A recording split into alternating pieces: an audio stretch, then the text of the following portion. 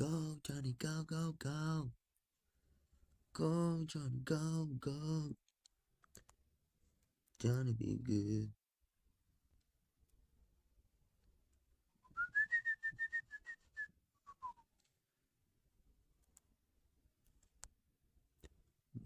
They want to make it about either you got it in you or you don't, but now, bro, we all are that dude, that guy. We all are that ese Joe.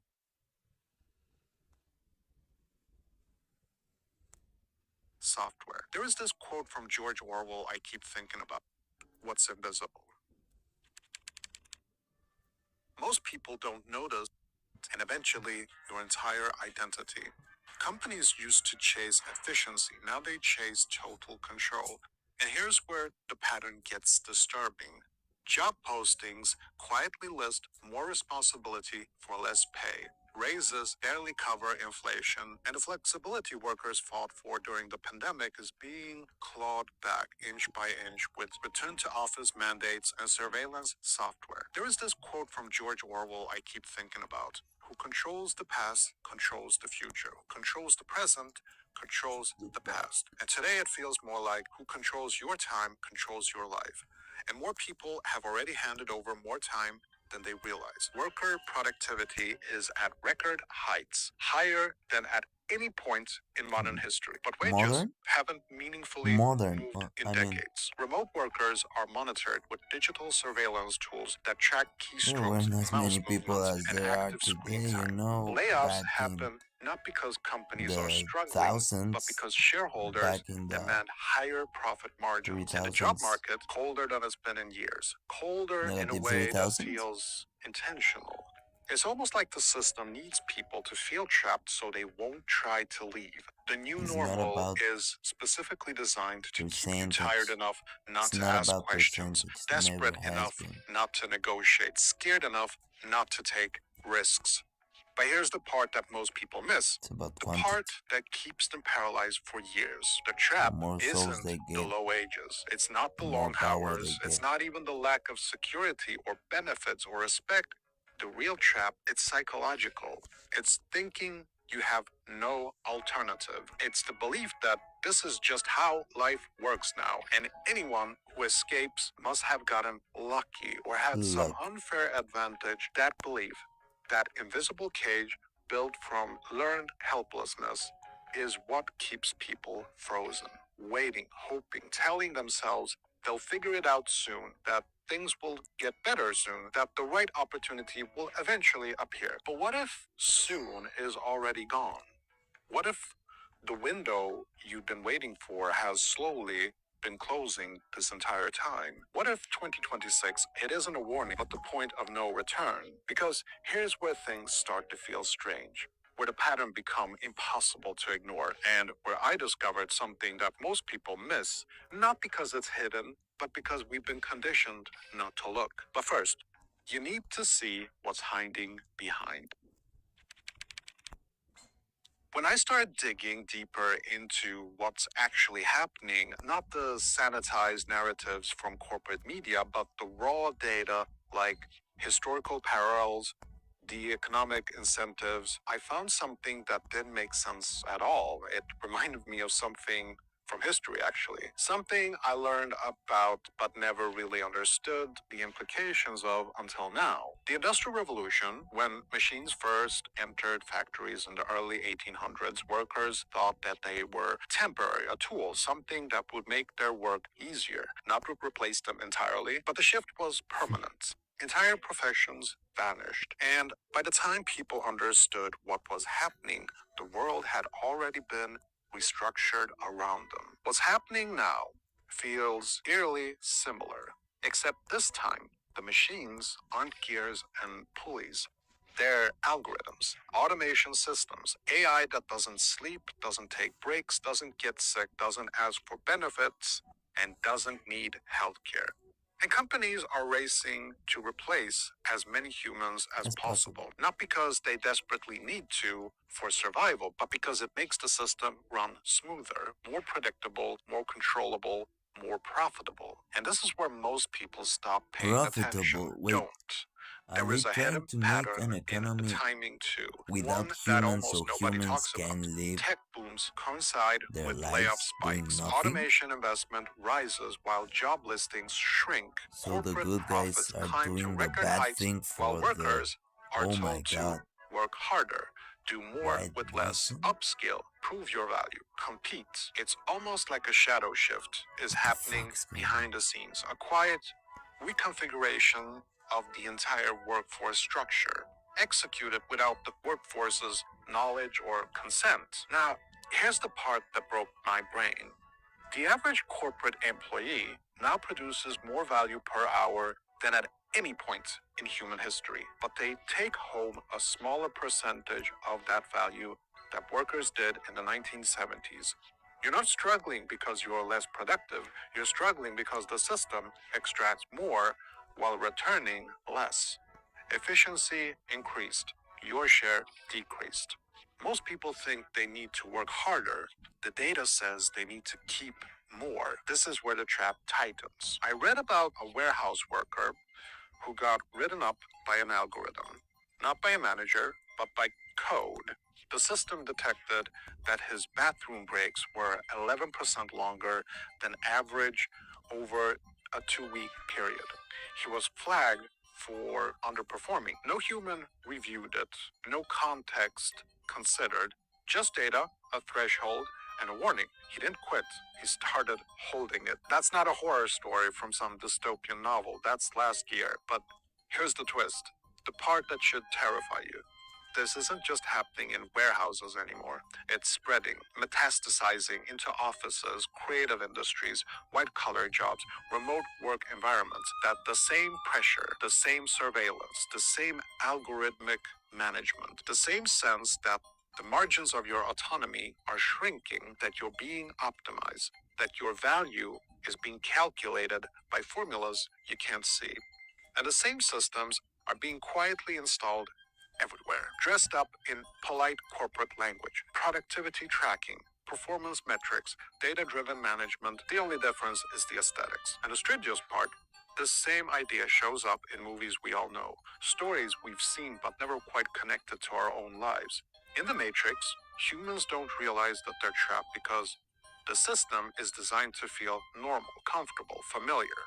The cage is so well constructed that most people defend it. In the movie Office Space, the characters live inside a quiet corporate machine that drains them without even threatening them outright. No violence, no drama, just slow extraction of life force in exchange for a paycheck.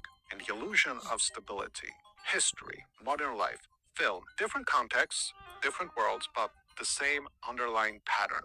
A system tightening itself around human beings while pretending nothing has fundamentally changed. But here's the detail that changed everything for me. While I was digging into all of this, the data, the patterns, the historical parallels, I noticed something most people miss, something hiding in plain sight. There is a way out, a narrow exit, one that almost nobody is using because they've been conditioned not to see it. But before I tell you what it is, you need to understand why most people never find it. Because once I saw it, I couldn't unsee it. Once you understand how the trap works, you start to see the gaps in the construction, the places where the walls don't quite meet. And this is where my own story began to shift, where everything I thought I knew about work and security and the right way to live started to unravel. For years, I lived inside the same illusion everyone else does. Work hard, climb the ladder, and wait for opportunities, hope for fair treatment, trust that the system rewards merit and Sí, loyalty. los But the deeper I 144 explored, the somos more los obvious it autistas. became. Vale, verga. There is no right time to escape wage slavery. There is no moment when your employer will give you permission or your savings account will magically reach some threshold where freedom becomes possible. So there is only before it's too late. So I stopped waiting for permission.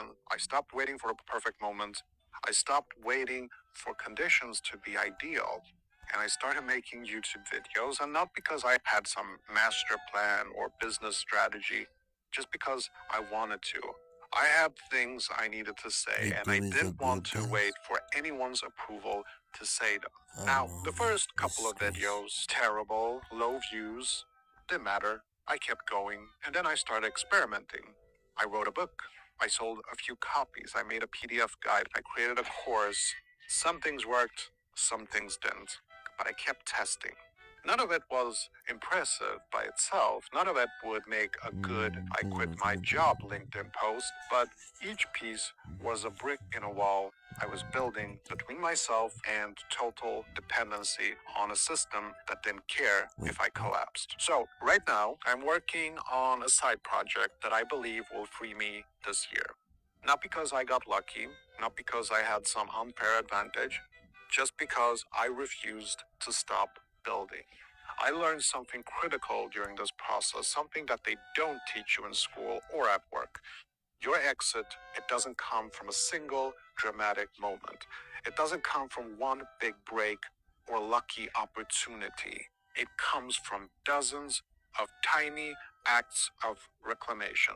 A video you make at night when you're supposed to be relaxing, a product you launch quietly with no fanfare just to see if it works, a skill you develop in the margins, a system you create that slowly, incrementally Yeah, strengthens the job your market is independence. Now, I actually stopped thinking fucking about quitting my job, that hell. big, terrifying It's leap, and I the started thinking about it's hell on expanding my earth. freedom. Because freedom The doesn't job market arrive is all at once like actually a hell lightning bolt. on earth. It grows, it compounds, and once it grows Marx past wrote the a Satanist system, and Bible, once it grows past a certain point, the system and he loses didn't even its knew. grip on you.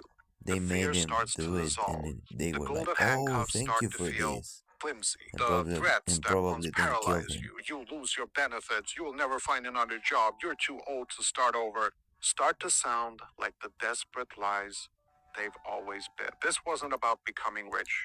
It wasn't about some overnight success fantasy or get rich scheme. It was about something far more fundamental. Rejecting the idea that my life was owned by a corporation, that my time belonged to someone else, that my worth was determined by a salary negotiation. I refused to be optimized like a warehouse algorithm. I refused to be Optimized. monitored like I couldn't be trusted.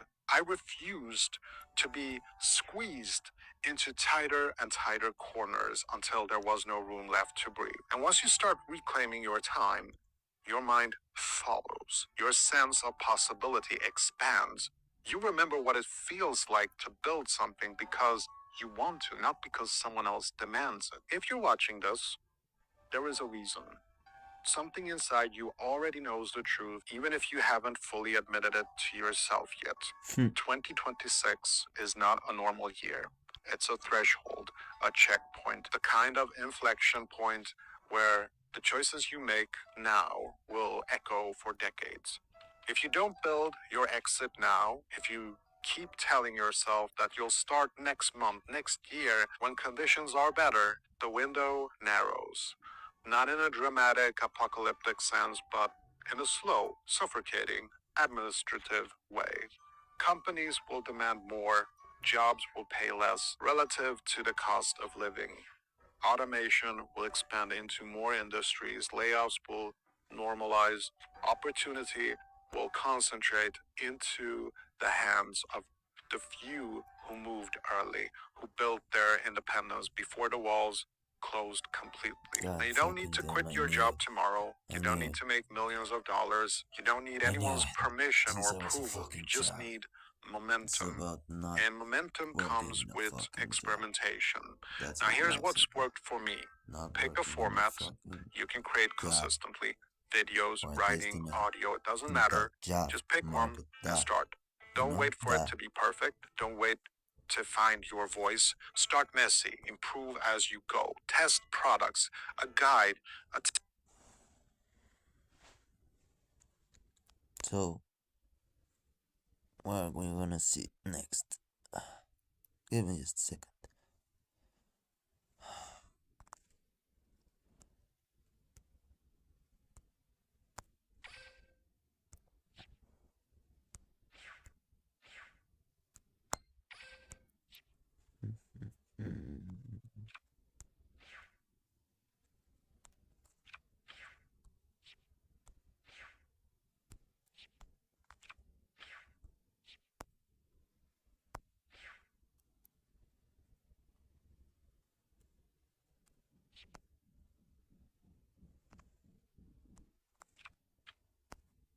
That's crazy.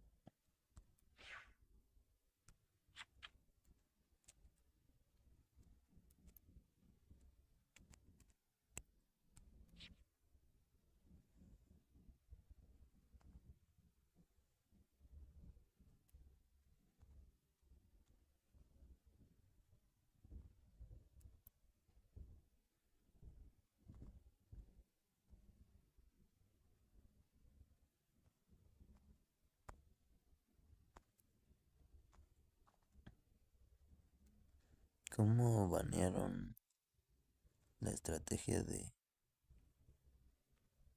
Simochi? Hijos de puta.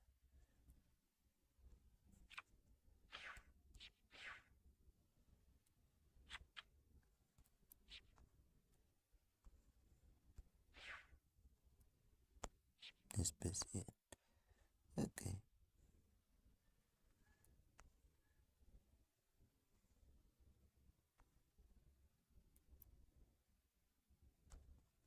No, no tengo muchos de oscuridad.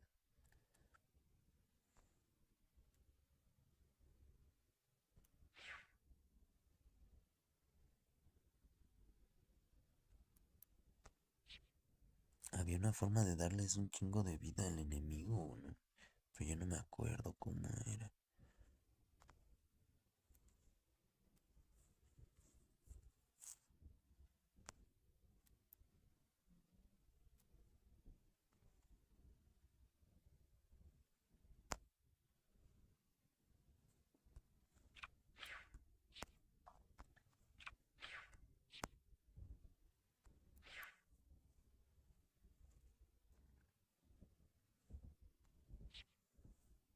Este.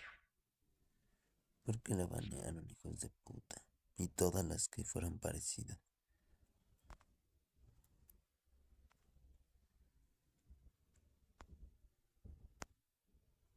Necesito alguna que sea continua, ¿no?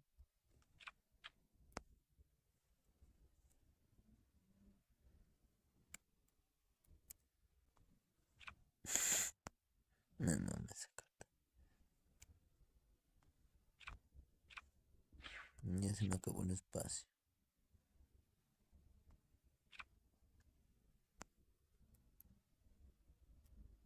Era esta. Si le puedes regalar esa carta a tu adversario, ya puedes usar el botón de autodestrucción. Reemplazo de Shinsenku.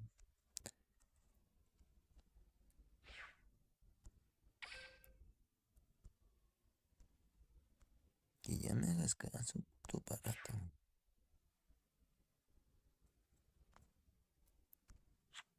Ataque con toda la fuerza.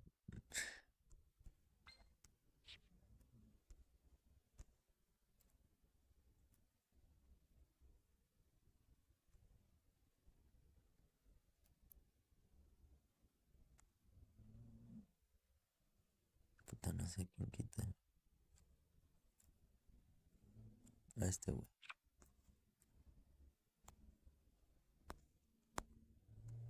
Pura de agua, ¿no? Sí, sí.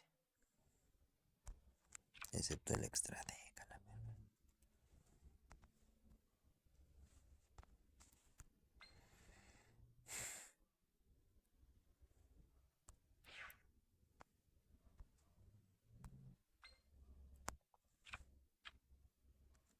Tengo sincros. Uno nada más.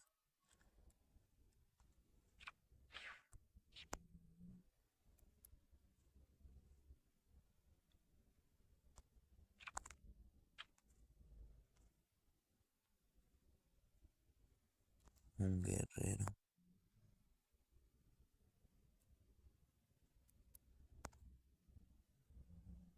Esta madre es guerrero. Aquí.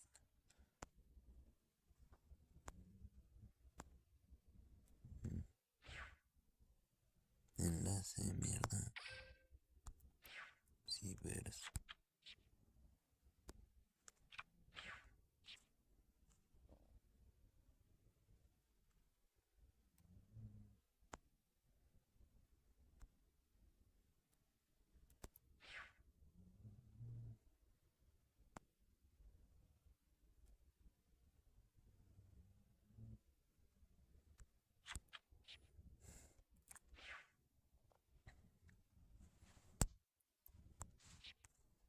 ¿Qué dije que quería?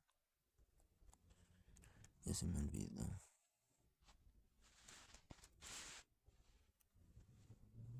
Un guerrero.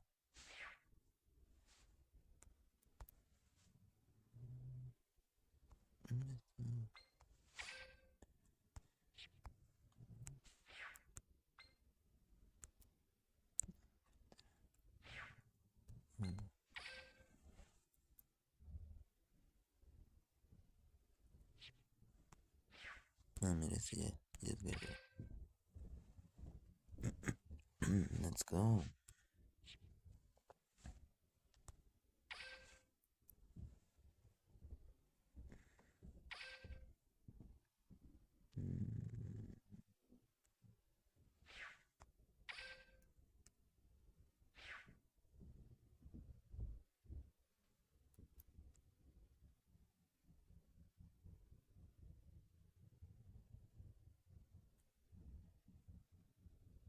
Pero necesito tener la carta, ¿no? Entonces en mi deck.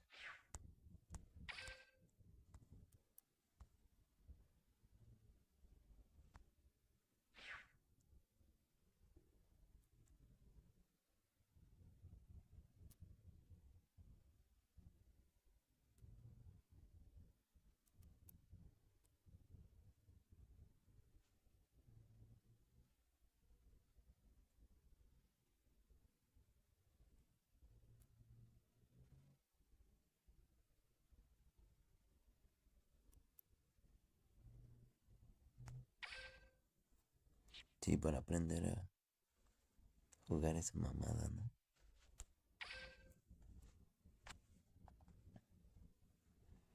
A ver. Antes de echar el vuelo vamos a poner algo para el público, porque si no se me aburren. Algo conspirativo. Hi, I'm in New York, trying to give the truth a fighting chance on mainstream media, but I am feeling scared. And that is a weird thing to say out loud, but I am. I'm scared of a lot of things right now, and that is not a natural instinct for me. I am scared that I won't be able to afford It my health actually insurance is a going fucking forward, natural and instinct. I'm going to It have to is. die of a disease I have That's the survived problem. for You 17 just years because can't my government acknowledge it. doesn't see me or people like me as worth keeping alive. Y miren, los I'm shorts scared that no se even if we pueden. Esos rearrange sí son everything el to tipo de afford our health formato, ¿no? insurance, I'm going to lose Quieren access to matar my los medication videos because largos. it has to be delivered monthly and the government is interfering with the mail and tariffing everything. So my medication continuing to arrive is not a guarantee. I am scared that we're going to lose all the money we have been able to save over years and years when the government tanks the market or the US dollar, and we won't be able to afford our rent, let alone my father's care or my son's college, which he is supposed to start in the fall.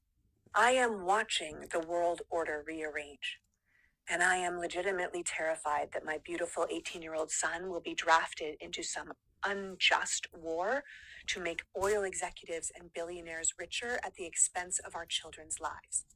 And I am scared of NSPM 7, the directive that AG Pam Bondi issued on December 4th that most people missed. The main message of this presidential memorandum was that federal law enforcement will begin to target individuals, organizations, and people who fund anyone the Trump Department of Justice believes is a domestic terrorist.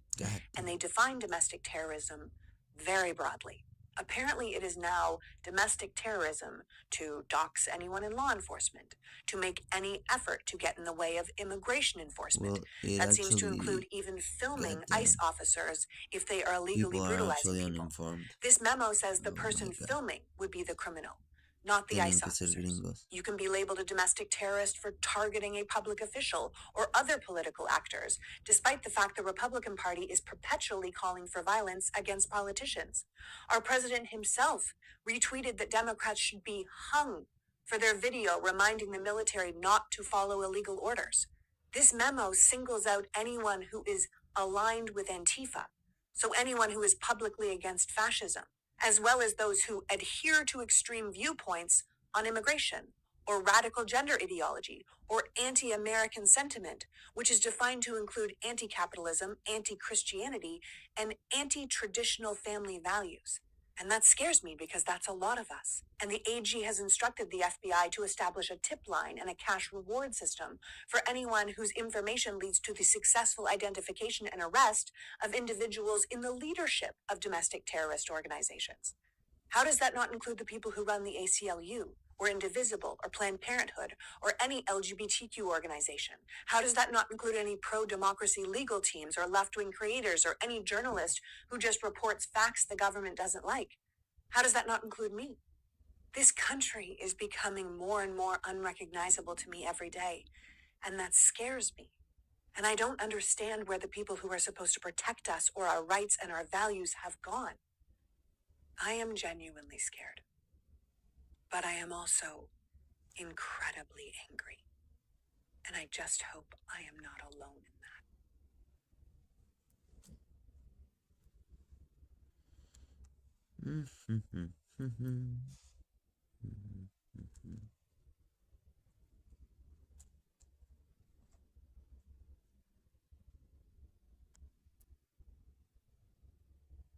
You, just you, building your app on Base 44. 44. Describe it. And it's real. One thought leads to more thoughts. Wow, who did that? Layer by layer. Bro, who Taking the fuck shape. built that When you shit? need your tools, bring them What in. the fuck is so good? I don't know They what's going just on. click. Is AI building a system that doesn't require humans for it to work so that AI can take care of humans as if we're in a zoo? Shame! Shame! Shame! As if we have put our creators in a zoo.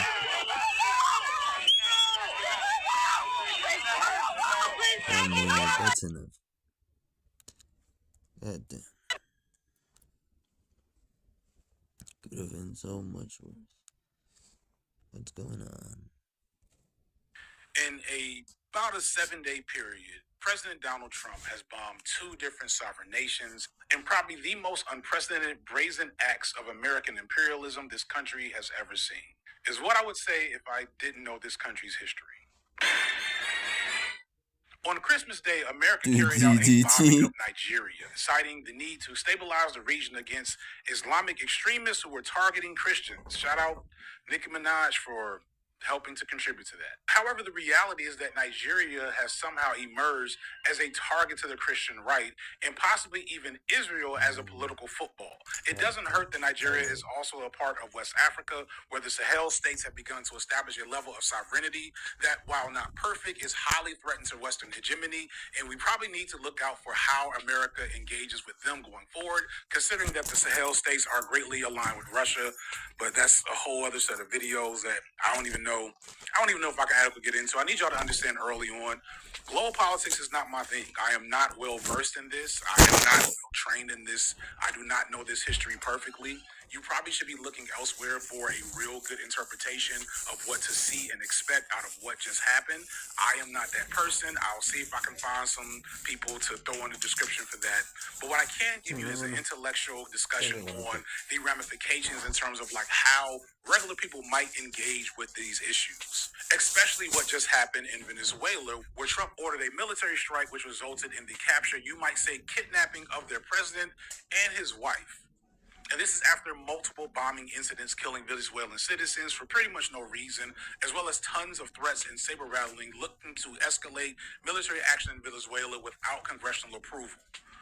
As all of this unfolded, I looked over the reaction landscape and saw a lot of different takes. But the one I want to focus on is this idea that these are unprecedented times and that if Kamala Harris were president, none of this would be happening. And I say this with love, but I need y'all to understand that while there might I be say some this with differences in the way that an ounce Kamala of love. enacts America's imperialist agenda and the way Trump does it might differ somewhat, the end result would not be that different. Before I continue with that, I do want to make something clear.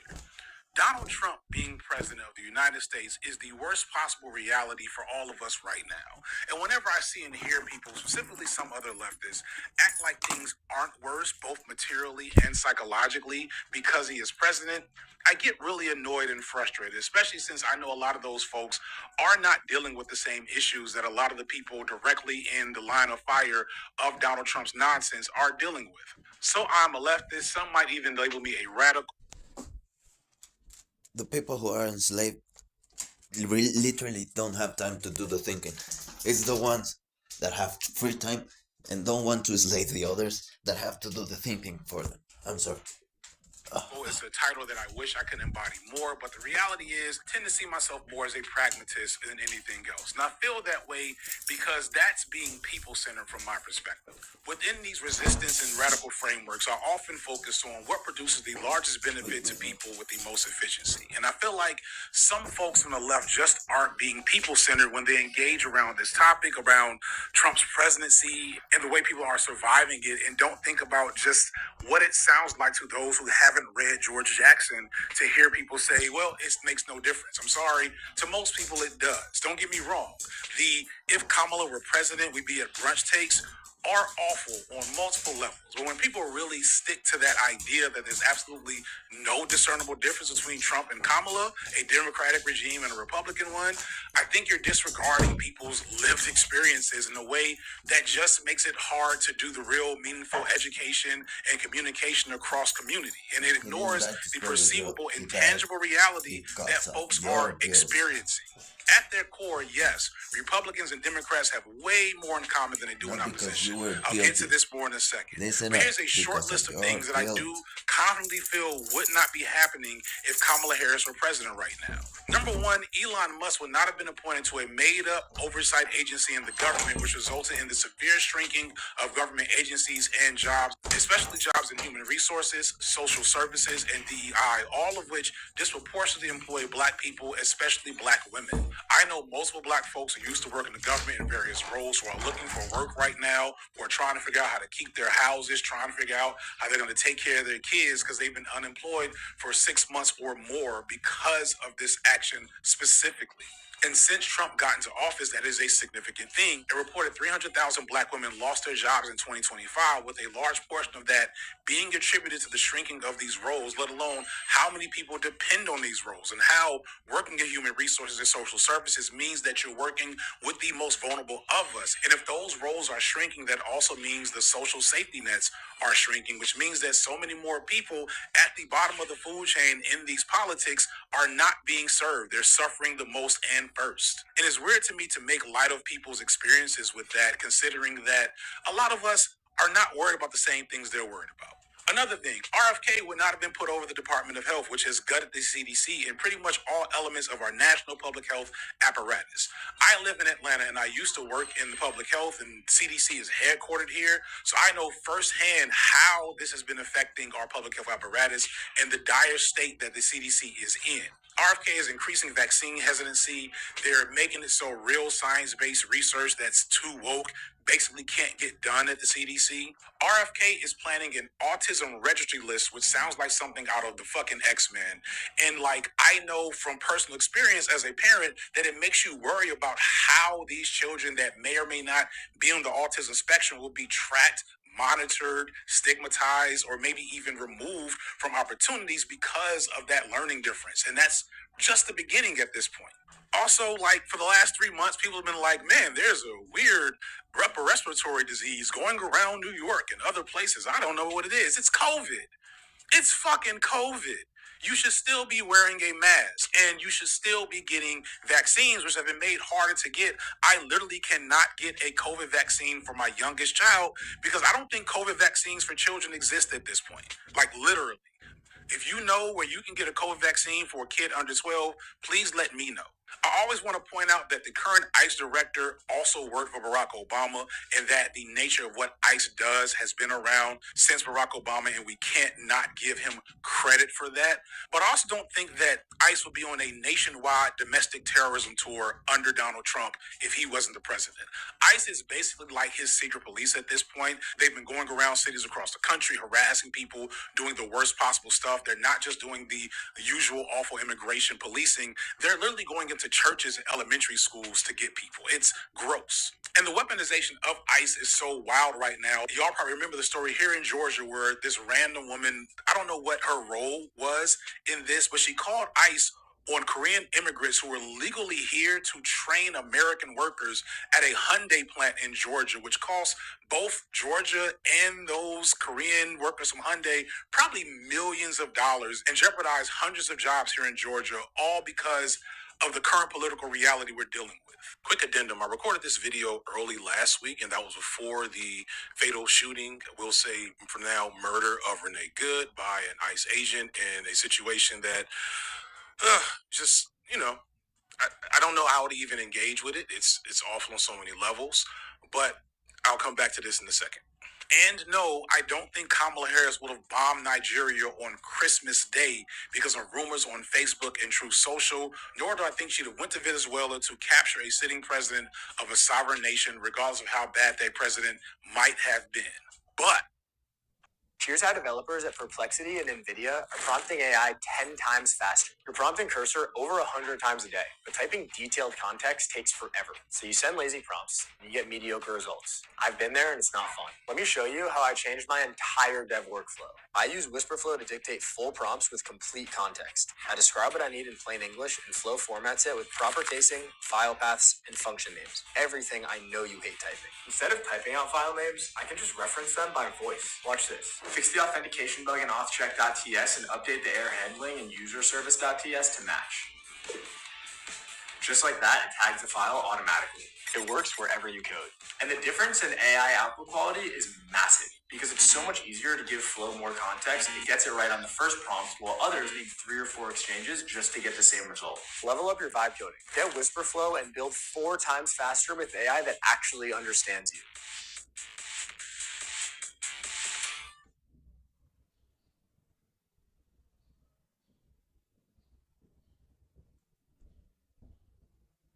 Mi trabajo es fácil porque uso Clica. Así es como llevo el control de todas mis tareas. Empiezo vaciando todo lo que tengo que hacer en una vista de lista. Después, asigno una prioridad y una fecha de entrega para mantener todo en orden. Creo estados personalizados para organizar mi progreso exactamente como quiero. Me gusta agregar el campo de elementos de acción. Tengo a mis compañeros de equipo como observadores para que estén al tanto. ClickUp hace que el trabajo sea fácil. Haz clic en el enlace para crear tu espacio de trabajo gratis.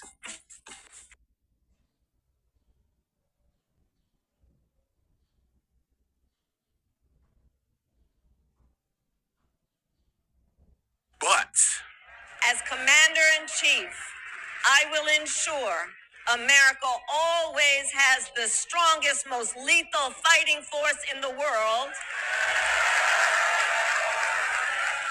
I want to be clear and empathetic to the fact that the Trump administration and Project 2025 and right-wingers in general have a dire effect on the daily lives of a ton of people, even if it's just this psychological well-being of knowing the political environment we're currently living in. I know I'm not feeling good about it, so I'm sure other people aren't feeling good as well. However, it's important for the sake of future political action and current political education that we recognize that the current state of affairs only exists because the Democratic leadership that has been around in this country for 50 years now has been complicit with so many of these things the Republican Party is doing.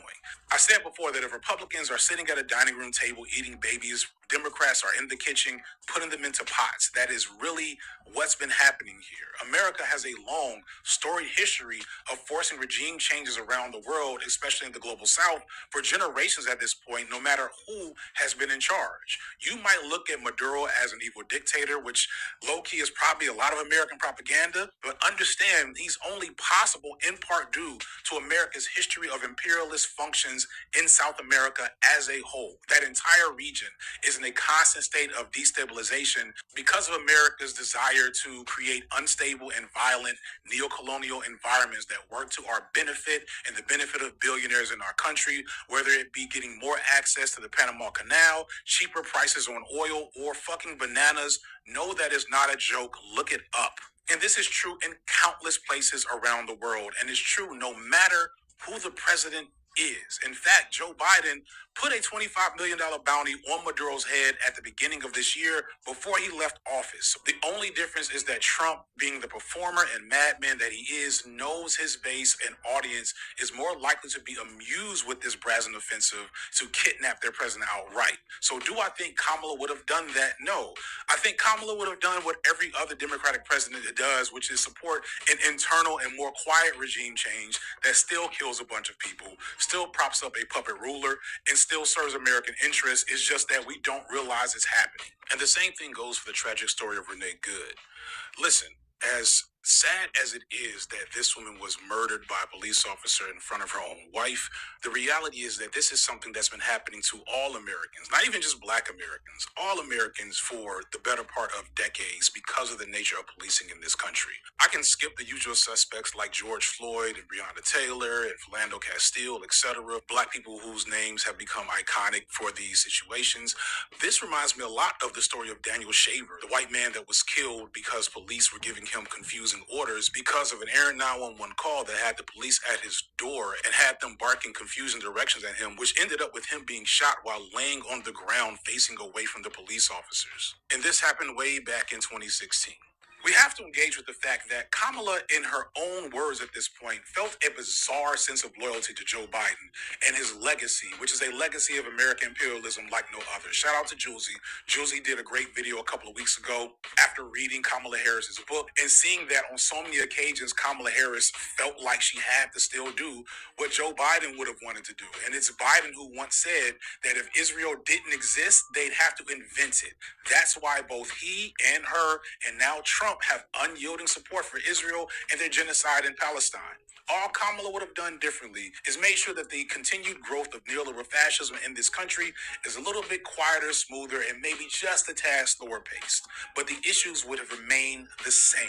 The Democrats have been just as quick to limit services, benefits, healthcare, etc. as the Republicans. It's just that they do it slower and with a smile. My comparison has always been the Republicans are a bullet to the head and the Democrats are terminal cancer. They're two wings of the same bird. Do not allow the awfulness of Trump to drive you back into the arms of the Democratic Party when they're just going to do the same thing in the long term. Over the weekend, I saw sporadic comments about what's happening in Venezuela and people not so much asking me my thoughts, but doing this thing that people do to YouTubers and political commenters where it's like, do something about it. People in my comments of like random videos that were planned well before this being like, I don't understand why FD's talking about this when fascism is happening in America. I am not Captain America. I don't know the fucking Avengers, but if you join my Patreon, again, as I said before, you will get early access to the Revolution live stream. I promise. And if you find comments like that frustrating, good, because y'all, this is the third or fourth low-key illegal military event of my lifetime that I can remember offhand. Like, we went to Afghanistan, we went to Iraq twice, once when I was like 10 years old, and now we're going to Venezuela, and that's not including the drone strikes of numerous different presidents and the different things that are happening around the world that we don't know about. These times are not unprecedented. And the best I can offer you in this moment is this explanation as to why that is. And if you feel a way about that, that's kind of my job. Take those feelings into your community because that's where you have the power to affect change. Find out what's happening in the city near you. Donate to your local mutual aid or one that's not so local. In my Mamdani video and on the podcast channel, I post about an organization trying to collect money to raise funds to stop a cop city in Buffalo. Have you done that? That's what I can do. That's what I got for you. I don't have a shield made of vibranium. And I need y'all to get the picture. And to try to drive that home, I just have this dope piece of media from Chance the Rapper and one of my editors, Spatial, that I was fortunate enough to have access to that I showed y'all way back with the Hotep video. But in case you didn't see it, here it is again. Analyze the lyrics, analyze the visuals, and get the vibe of what we're up against. Because beyond that, I don't know what else to tell you. He says there are executioners and there are victims. The executions are self-imposed. The victims begin to fight and agitate for their liberation. When we say black power, some monkey says, you mean violence. And then he expects us to say, boss man, we don't mean violence. Later for the honky, later fall. Later fall. Later fall. Si tus herramientas están desactualizadas, tus resultados también lo estarán. Con Demonios. Monday.com todos están Creo que el alineados en destino un no solo quería lugar que en viera tiempo eso. real y sin intermediarios. Pero supongo que revisaré mi Gestión de propio proyectos, marketing y ventas, todo conectado en una sola plataforma. Oh, wait. I just dialed in to tell you all it's gonna be fine. My mind was on home, but my heart was on the line. And like my hairline, yo, you always on my mind. I dedicate this record to an extra special listener. I'm always playing around, I mess around and then I miss her. I'm in and out of town, but as soon as I touch down, hit the ground and I kiss her. Hey, Mr. DJ, won't you mix the turntable to a twister? Something more than whisper sweet, nothing to a sister. Something to remind her of her missions and Melissa. So I'm here to foot the bill if I don't got the money, I'ma roll my sleeves and do the dishes. Don't wanna throw back like a jersey from the Supersonic. Play me something, nothing too platonic. Picture John Smith and Pocahontas matching in some new pajamas. She want a young veteran maverick like Luka Doncic. I know your wars, know your battle scars, avatars. Know every time that you crisscross applesauce. I know your specialties, espionage, sabotage. I know your tendencies, crashing out, caviar. You like the finer things, designer things, China things, things from Africa. You so good at fucking finding things. You like mahogany, ebony, ivory, diamonds, cobalt, all kinds of shiny things. One way that you might learn more about the nature of global politics is one of the best channels doing it, Real Life Lore. They have hundreds of videos engaging with numerous stories around world history. However, some of their best videos, such as their series on modern conflicts, are only available on my streaming service, Nebula. Nebula is an independent streaming service that houses content from some of YouTube's most prominent and talented creators in a variety of genres. This includes multiple science and history channels. One of my favorites is Bobby Broccoli, who has long-form videos about everything from astrophysics to the business of Canada's energy grid crisis in the 90s. I know that sounds niche and weird, but it's a really interesting story. We also still have your classic culture and media analysis types like myself, Lindsay Ellis, T1J, Jacob Geller, and many more.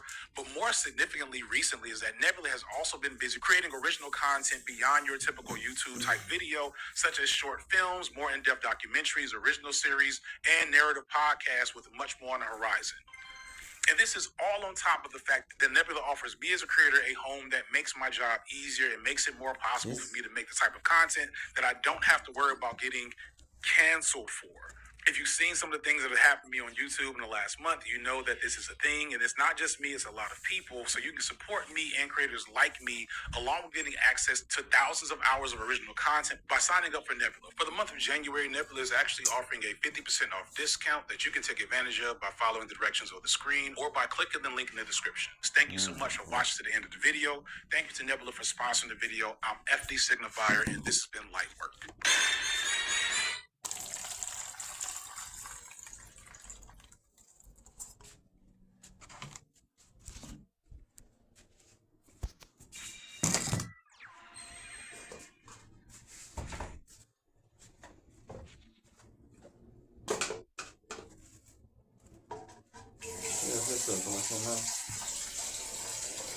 Ay, ¿por qué traigo al abuelo? Creo que es el Dectun.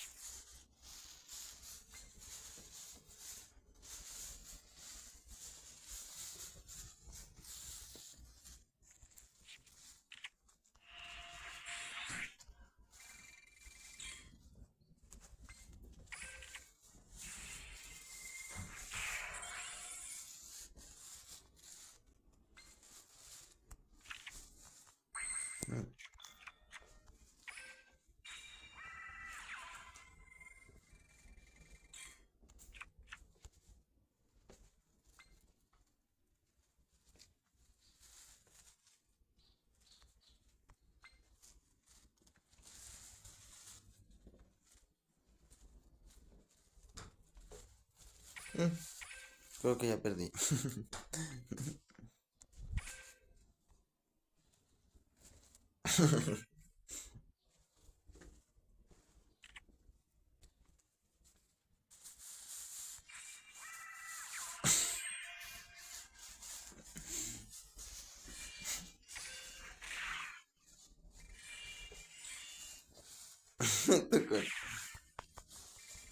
Mamó el abuelo viejo. Es que era continua. No he jugado todo. Uy, algo iba a hacer. Chale, me caga distraerme tan fácil.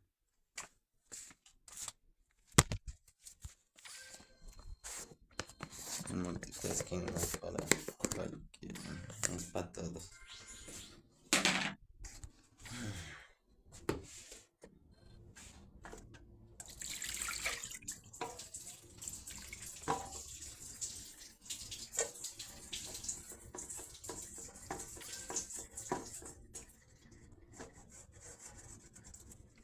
La mujer.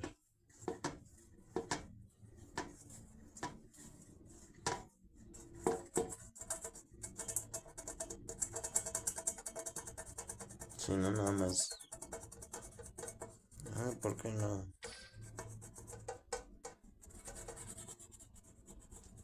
Nut.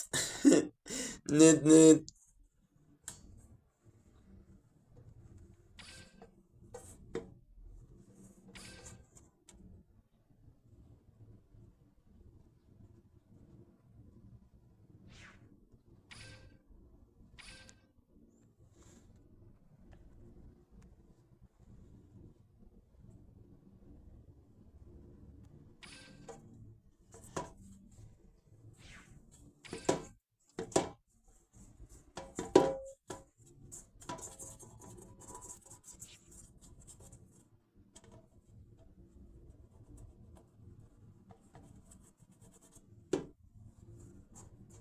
Nut, nut.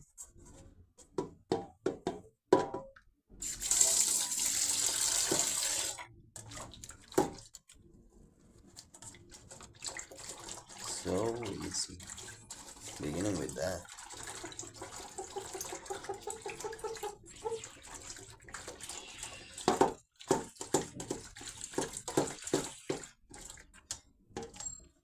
Started with that. Or maybe taking off with that in the first place.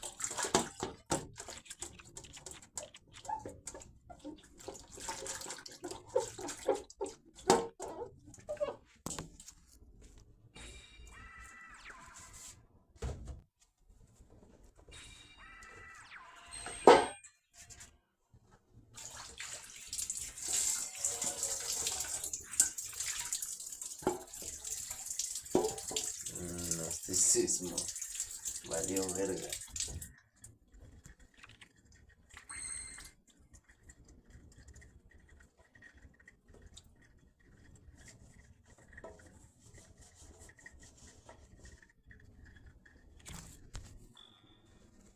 Ahí está, que me dan algo decente. Nut, nut.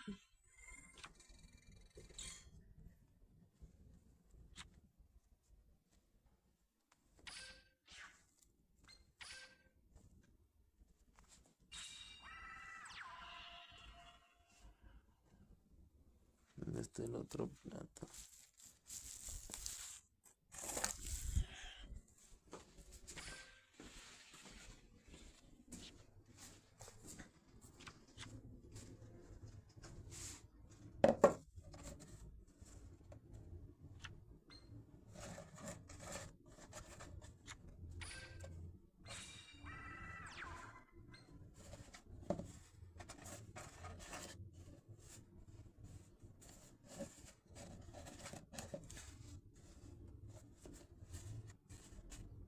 Monstruoso.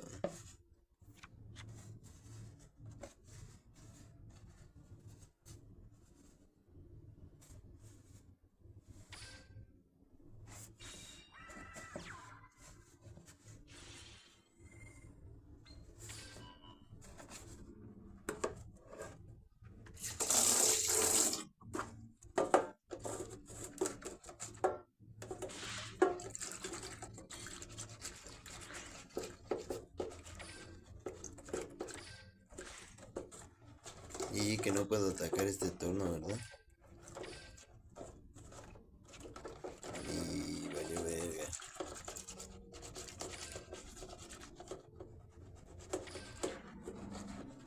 Una vez por duelo.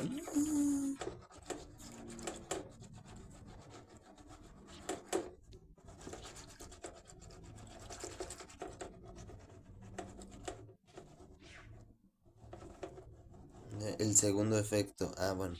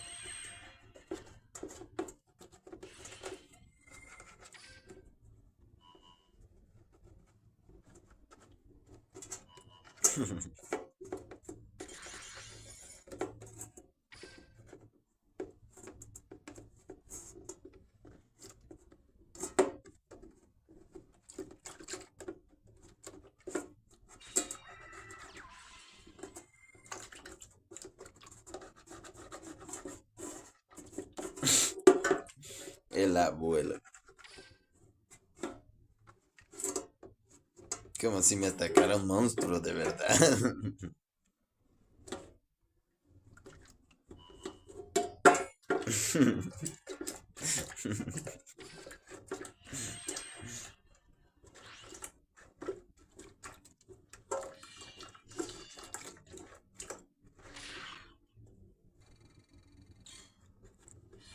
Vaya.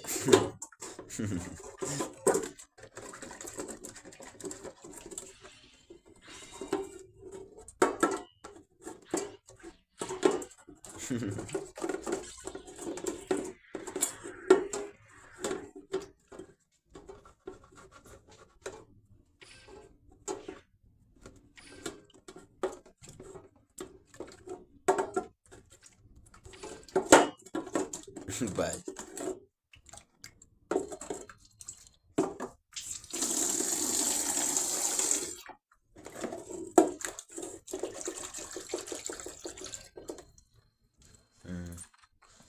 Algo así es lo que están intentando hacer.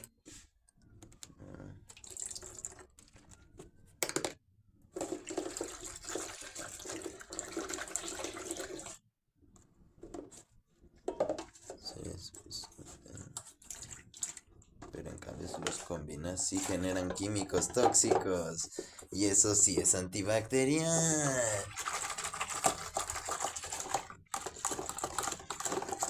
Pero esa agua ahora está contaminada.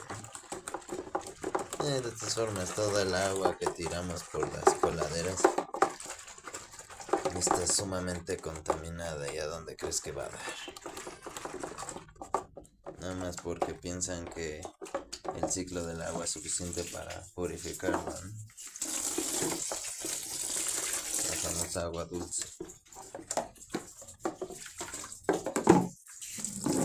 Pero eso no funciona si también todo el aire está contaminado.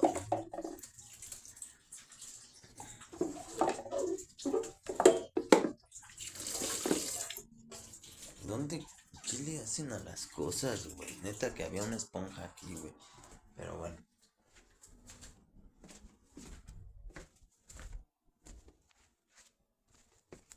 No quería. No, pues no, voy a intentar. Bien. Mira contra Pegasus. Uy, Toon contra Toon. Mejor me espero para tener más recompensas. Hoy me estoy miando. Ahora vamos a poner otro video.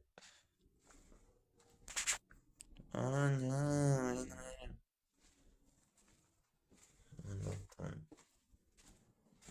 Mundo atún.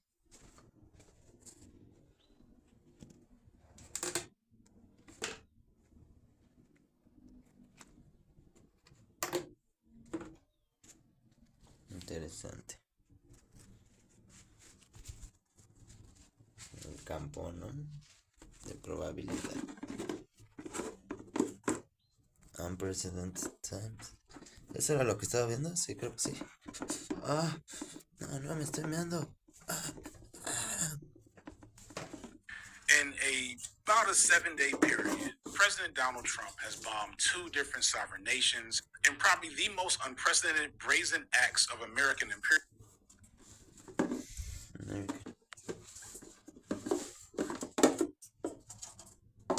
Oh no, what the fuck am I doing, bro?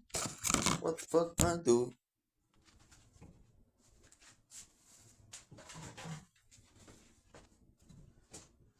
Citaba la anterior, ¿no? O sea, no. Quitar la que nos quedaba en circulación, güey. Hijo de puto estorbo, güey. Neta, puto estorbo, güey. Toma, no estorboso de mierda.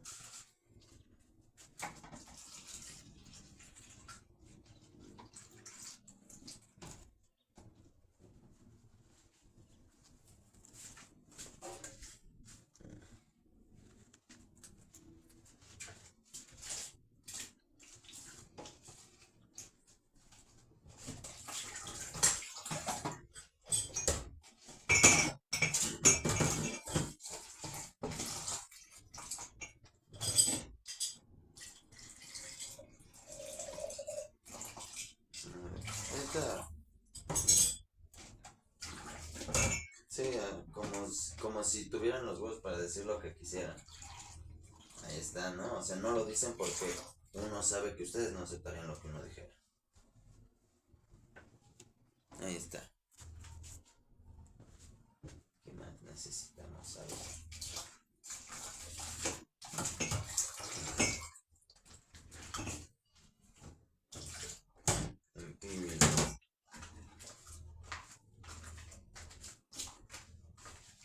Sí, son un genuino estorbo, ¿no?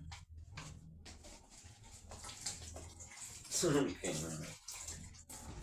Porque creen que es la única forma en la que van a ayudar de algo. No, güey. No, literalmente son la razón por la que las cosas no funcionan.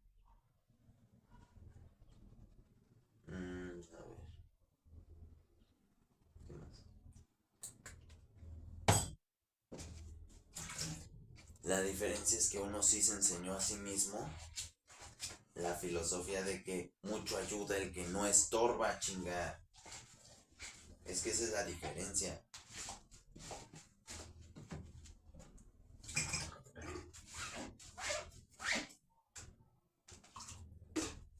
Una cosa es que los demás no te dejen trabajar y otra cosa es que literalmente tú a ellos no les impidas hacer lo que sea que estén chingando, intentando. Tal vez si logran hacer la puta mamada que quieren ya dejen de molestar, pero no, nunca fue la intención.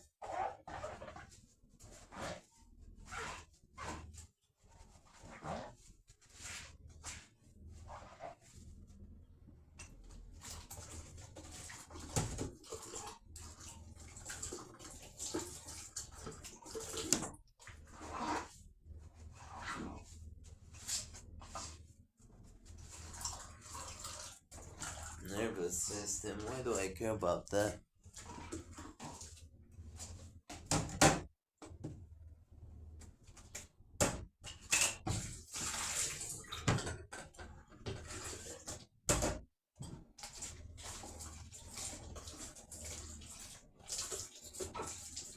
Tecnofeudalismo.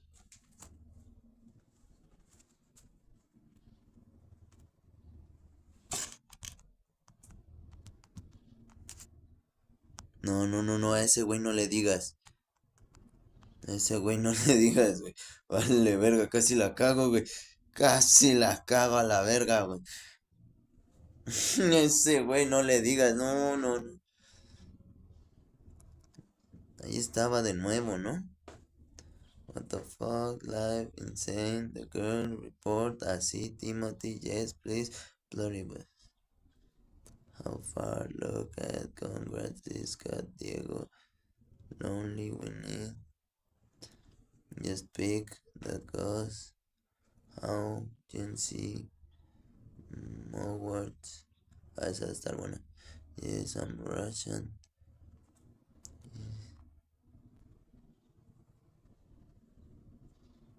A ver, estoy aquí. ¿Cómo se llama el puto video?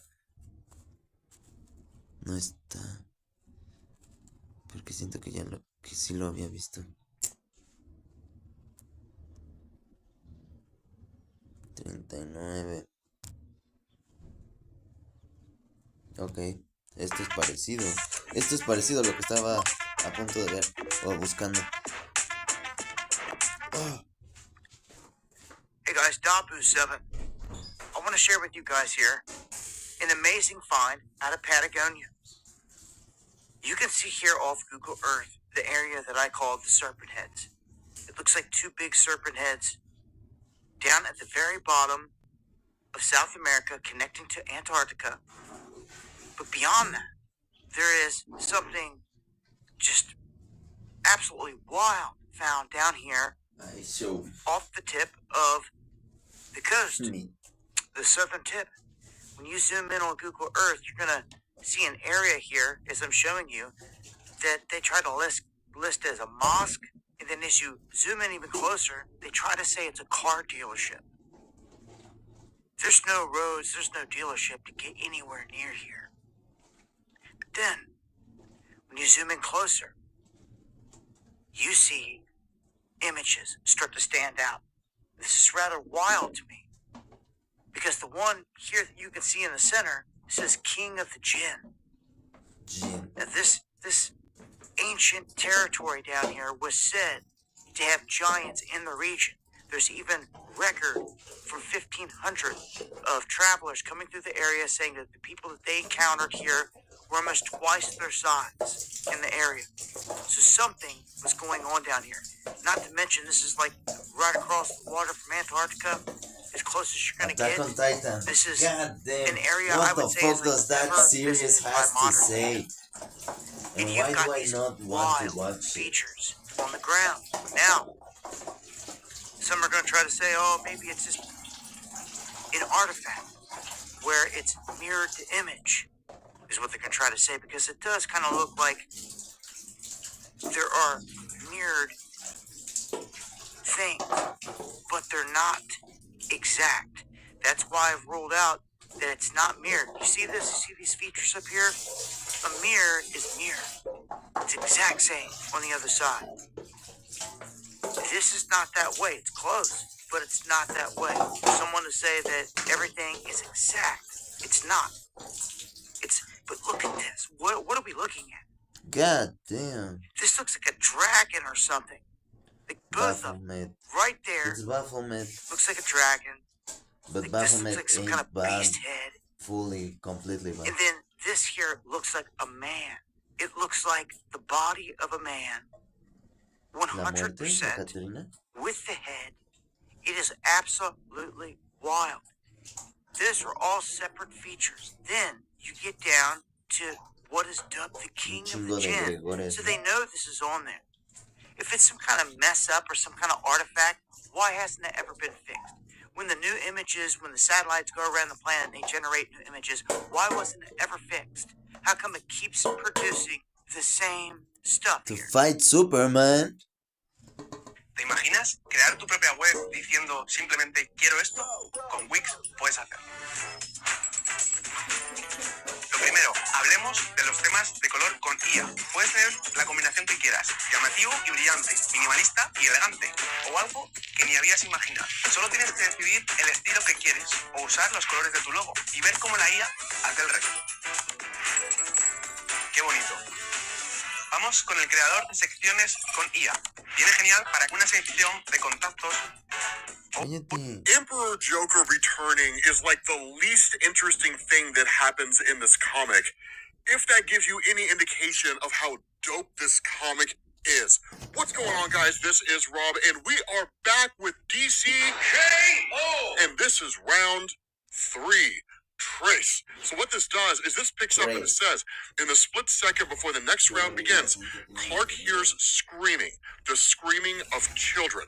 His muscles tense, but then he realizes these children are not screaming with fear or pain, but with joy. The world they live in is peaceful and safe and thriving. Is it Earth? It is, he sees, but somehow it's also him. Superman. He's in every particle, every atom, and then he understands. This is the vision, the one he had on the way into the tournament. This is the universe as it could be if he wins. The universe bent towards him, shaped by him. If he takes the crown, if he destroys Darkseid and keeps the crown, a place where people live in harmony,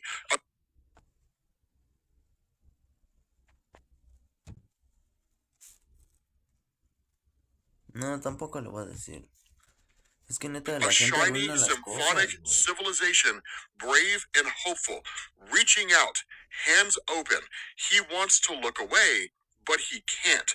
The beauty is too much. And so in that moment, he snapped out of it because the heart says, which is when I rip it away. And so that's where Lex shows up, right? Good dreams, Superman. And he's like, me, I had an amazing one. And that's when the remaining contestants start teleporting in. And the statement's made. The rest arrive then, ripped from their own visions. A techno-utopia, a universe aglow with truth, a black laughing void, a grand sculpture of will, a dark wonder, and a kingdom of peace. And so Superman asks the question, are we all that's left? And that's where Wonder Woman says, it seems that way, right? Because keep in mind, we got round two, then we got the one-on-one fights, How did which Lex technically got the so one-on-one fights were far? part of round two. But still, that's when the heart says, welcome, champions, to the third round of the tournament. In pursuit of victory, Darkseid occasionally allied himself with unexpected beings. So for this battle, you will fight in teams. Each of you must choose a partner. And that's where Wonder Woman asks, right? From where? Among ourselves? And the heart says, no. From among them, the fallen champions. There is one of you, though, who has generated more Omega energy than the rest. And so we'll get to choose a partner from all realms of reality. And that champion is the Joker, which is kind of crazy to believe that the Joker has generated the most amount of energy necessary to channel the heart of Apocalypse and to take enough power to defeat Darkseid. But that's where Joker's just like, I love this game.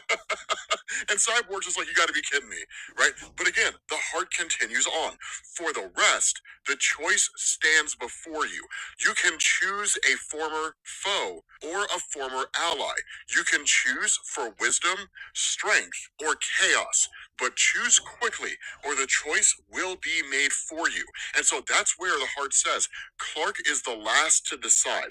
I am just about to choose for him when he takes his partner. And so that's when it says, fresh off of a brutal round of one-on-one battles, all fights to the death, the victors emerge into this, the next challenge. And that's where we get the pairings, right? Superman and Shazam against Guy Gardner and Hal Jordan, which, by the way, good catch. Don't know how I missed it. That is not Time Displaced Guy Gardner. Time Displaced Guy Gardner is on the Justice League Unlimited team.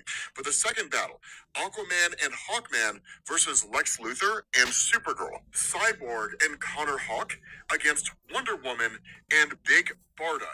And finally, Zatanna and John Constantine against the Joker and a mystery character, because we don't know the person he's chosen from across all realms. Lest we forget, the absolute universe is a part of all of this. And so what goes on here is you initially switch over to Arena 1, right? Where you have Guy and Hal and Clark and Shazam. And that's where Guy just says, I know what you're thinking. Yes, there were way better choices. More powerful, smarter, handsomer. But me, I always choose my friends. And that's where Hal is like, I'm touched, right? Because Guy Gardner certainly respects Hal Jordan. In fact, Hal Jordan is arguably the greatest among all the Lanterns, depending on how much of a fan you are. But that's where Superman is just like, are we doing this? Or are you guys going to talk the whole time? Are you guys just going to spoon the whole time? And that's where Guy is just like, no hard feelings when we kick your ass, bro. And that's where Superman's just like, of course not. But that's not going to happen, right, Billy? And Billy's like, absolutely not. And these two guys go toe-to-toe against Guy Gardner and Hal Jordan. At that point, you switch over to Arena 2, where you have Hawkman and Aquaman. Now, the funny thing about this is these guys fought one another. And so that's where Hawkman says, right, brought me back for a rematch. And of course, Aquaman just tells him, right, like, you're a true warrior, Hall. I am honored to fight alongside you. And he says, sea and air, brother. And he just says, it's actually air and sea. But yeah, I totally get where you're coming from. And here's the funny thing. Lex Luthor looks at Supergirl and it's like, how sweet, how touching, right? Like, all right, Kryptonian, let's Alright, finish him. And at that point, Supergirl blasts Lex Luthor with her heat vision and is like, did you seriously think I would fight alongside you? Are you insane? Right? And she's like, I want a new team up. How about it, Arthur and Carter? All of us against Lex Luthor. And that's where Carter's just like, now you're talking, right? And so all these battles are fighting headlong because at that point, you go into Arena 3, right? And it's Big Barda and Wonder Woman. And that's where Big Barda just says, right? Let us unleash the fury of the gods on these mortals. And as a bit of a refresher here, Big Barda is a former Fury of Darkseid, which is to say, she's among some of Darkseid's most powerful warriors. And Wonder Woman is arguably the most powerful warrior on Earth. There is a credible argument to be made there, especially if you ever read the League of One storyline, where she literally dismantles the Justice League by herself. She takes the team apart piece by piece, to say nothing of Power of Battle. But still, Cyborg and Connor Hawk, right? They come together, and that's what Connor tells him. Thanks for the shot, pal. And Cyborg just tells him, you're one of the deadliest fighters in the world, Connor. And now that I've just infused you with nano enhancements, they will not know what hit them. And then you finally get to Arena 4. And that's where Zatanna just says, I am Prize John. And John, of course, always the flirtatious, crazy, devil-may-care type guy, just says, like, it's a hell of a date that you brought me on, love. You know, and she's like, Joker, right? Who did you choose? Now, here's where it gets nuts. I told you guys, it gets crazy. Joker just says, you know me, right? I just love to laugh. So I figured, why not pick someone who loves to laugh too? And he brings in the Batman who laughs. He brings back the Batman who laughs. Now, here's the crazy thing. Joker hates Batman who laughs. For those of you guys who don't know, Joker doesn't like him. In Dark Knight's Metal #6, they met. Batman and Joker teamed up to fight the Batman who laughs. It was amazing. I feel like we should go back and remaster the Dark Knight's Metal series, right? Like, where you got all those dark multiverse versions of Batman, right? Like Red Death and Murder Machine. It was absolutely amazing, right? But that's where Zatanna and John Constantine are just like the Batman who laughs. And John Constantine's just like, I am not liking this date after all. But that's where he goes to ensnare the Joker, and then he recognizes the ruse, right? He's like, hang on, this does not smell like dark multiverse. And so that's when he says, trust me, I know a con when I see one. And that's where Joker just looks at the Batman who laughs and is like, the jig's up, old friend. And the Batman who laughs just says, the looks on their faces. And so Joker just responds and he says, I know how much you love a good trick. So let's play an old favorite, shall we? Go on now, show them who you really are. And so at that point, he just says, all right, if you insist, snaps his fingers, right? Which is an iconic moment from DC Comics. And he just says, so kids, what's better than a king? An emperor. Emperor Joker, that is. And like Emperor Joker fully returns. Now, here's the thing. Those of you guys who don't know who Emperor Joker is, we covered that story once upon a time. Emperor Joker is cracked. Dude, this dude is so overpowered. It's a version of the Joker that has the power of Mr. Mxyzptlk to the point where, like, he literally rewrote reality using something like 99.9% of this dude's power. It was phenomenal. It was an incredible story. It was nuts. It was batshit insane, but it was an amazing story nonetheless. And that's where Zatanna is just like, Mixopiddling. Because anyone who knows anything about Mixie knows how overpowered he is. That basically nothing's beyond this guy's ability to control. And so that's where the Joker just asks, right? Now that's funny. And he just asks, right? Come on, right? Not one to laugh? Fine. Then I will laugh for you. And casts a spell and literally attacks both Zatanna and John Constantine. So at that point, we are off to the races. The fights are literally just going in tandem, and it's amazing. Because in that moment, Wonder Woman almost does this kind of like fastball special with Big Barda, where she literally hits her with a lasso of truth and swings her in to everybody else. Like literally, Cyborg and Connor Hawk are like, did Wonder Woman just throw a god at us? Right? And that's where Big Barda's just like, she did. She 100% did. And so that's the funny thing, is because Connor says, right, he tells Cyborg, I appreciate you picking me to be your partner, Cyborg, but why not pick someone stronger or with magic? And that's where Cyborg says, I will show you, right? And at that point, he actually starts to kind of merge with Connor Hawk, not like a full-on merging of bodies, but literally starts absorbing information out of him. And Connor asks him, what are you doing? And Cyborg says, like I said, you're one of the deadliest fighters in the world, but I picked you because of how you are deadly. The style of fighting that you studied, it's all about human impulse and unpredictability, right? Surprise. Perfect for going up against traditional warriors. And once I scan all of your skills and absorb them, I can fight just like you.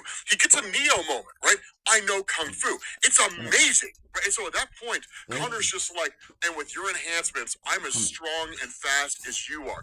Twin Titans. And so in that moment, Cyborg is like, exactly. Now let's go win this thing. Which I gotta be honest with you guys, now DC has to make a comic called Twin Titans that stars Connor Hawk and Cyborg.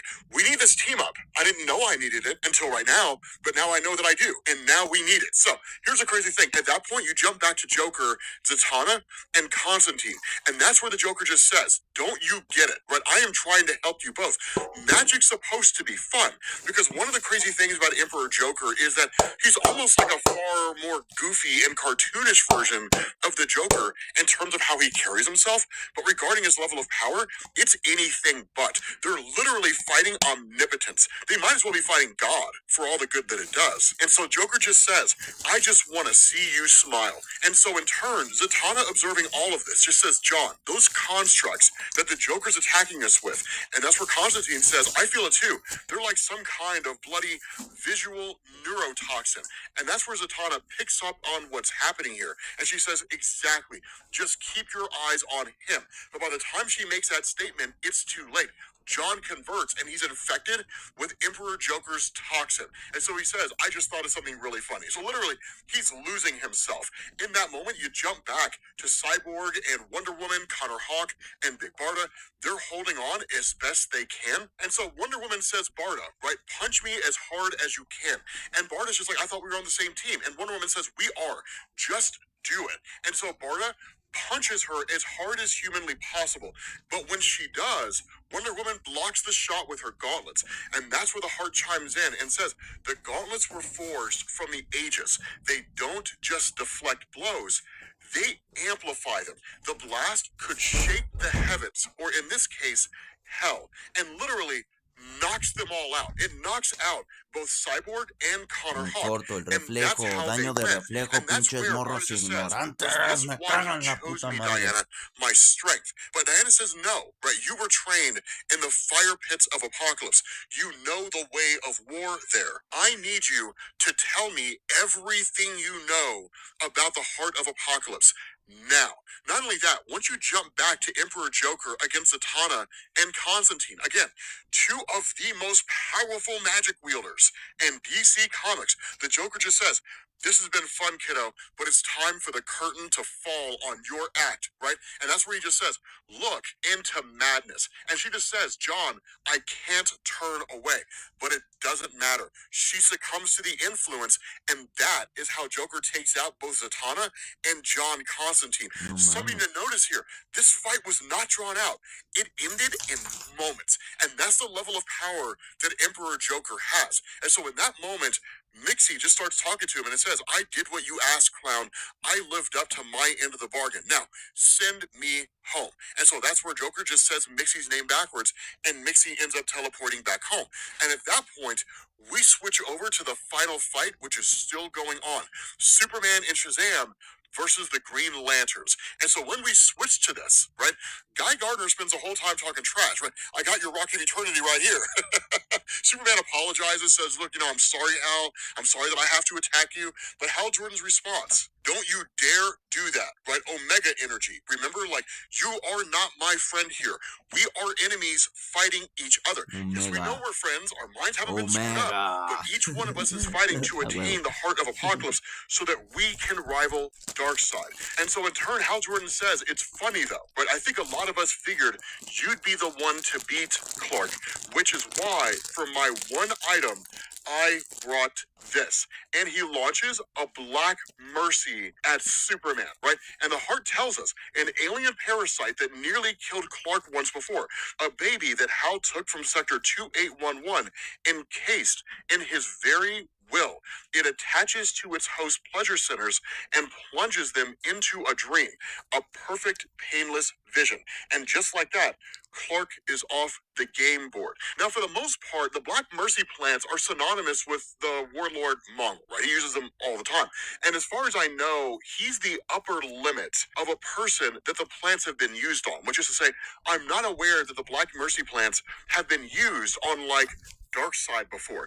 Whether they can infect him or not, I'm not entirely sure. But the fact is, when you are hit with a Black Mercy plant, you literally fall into essentially a catatonic state, and you're left to the whims and wants of perfect dreams. But then we switch over to Lex Luthor and Supergirl. And still, Supergirl's absolutely trashing it, right? She's like, why in your wildest dreams did you think I would side with you? And that's where he just says, because of this. And then he opens up an energy plate on his chest and fires at her, which subdues her momentarily. But then this is when you find out the main motivation. Because when Hawkman and Aquaman get to her, they ask her, what's going on? And she just says, red kryptonite. It makes us rage. And she just says, cousin, I am sorry for what I am about to do. Because let me tell you something, man. Supergirl on her own is pretty capable, right? Supergirl on her own, she's a good fighter, she's strong, she can hold her own against most anybody.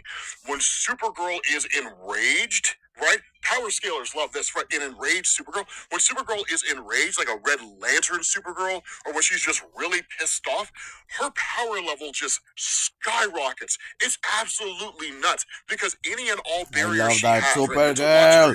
I love her. She stops pulling her punches. And so that's when you jump into the dream, essentially, of Superman when he's under the control of the Black Mercy plant, which is effectively a flashback to before the tournament started, when it was him and it was Lois and it was Batman, and they were just kind of hanging out, having a friend's night of sorts. And she just says, lost you there for a moment, right? And he just says, I was just looking for the good wine, the one that Ray made in the micro vineyard. And she's like, so you're not hiding? And he's like, no, I'm fine. And she says, when Lucy and I were little, our father never let either of us win at games. Me, I liked it. Lucy, it crushed her, but he saw it as an act of love. And she says, Bruce is like that, but he will push you to win as an act of love, even if it makes you hate him, twisted as it may sound.